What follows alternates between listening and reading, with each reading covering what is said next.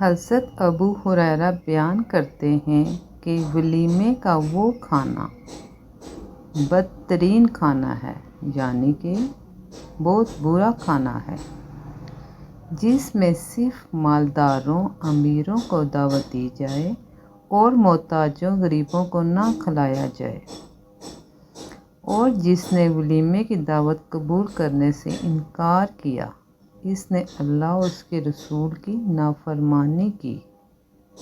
دیکھیں، ہمارے دور میں آج کل اسی طرح کھانا کھلایا جاتا ہے کہ کھانے میں امیروں کو بلایا جاتا ہے اور غریب رشتہ داروں محلے داروں کو دعوت نہیں دی جاتی، تو وہ اسلام کی روح سے بدترین ولیمہ ہے۔